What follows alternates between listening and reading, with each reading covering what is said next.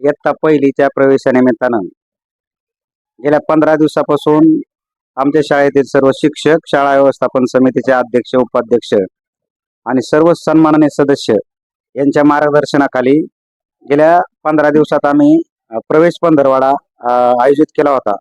यामध्ये आपल्या शाळेमध्ये 82 विद्यार्थ्यांनी आजपर्यंत प्रवेश पूर्ण केलेले आहेत आणि त्या 82 विद्यार्थ्यांचं या ठिकाणी आज नियोजित प्रवेश उत्सवाचा कार्यक्रम आयोजित केला होता.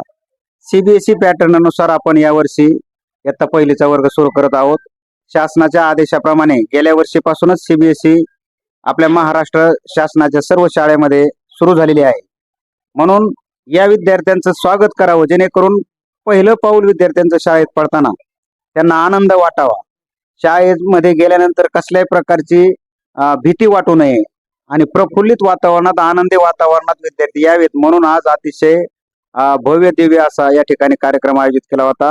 या निमित्तानं विविध छोटे छोटे खेळ, विद्यार्थ्याचं औक्षण करणे, तसंच विद्यार्थ्याचा सेल्फी पॉइंटवर सेल्फी घेणे, असे अनेक प्रकारचे उपक्रम आपण त्या निमित्ताने आयोजित केलेले आहेत.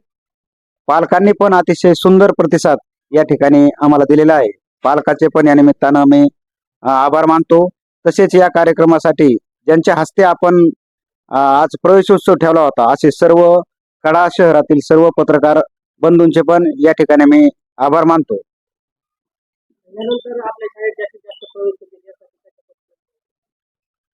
शाळेमध्ये आपण इयत्ता पहिलीपासूनच स्पर्धा परीक्षेची पूर्वतयारी व्हावी म्हणून वेगवेगळे परीक्षेचं शाळा स्तरावर आयोजन, मासिक चाचणीचं आयोजन, मासिक पालक बैठकीचं आयोजन पुढच्या वर्षीपासून घेण्याचा आपला मानस आहे.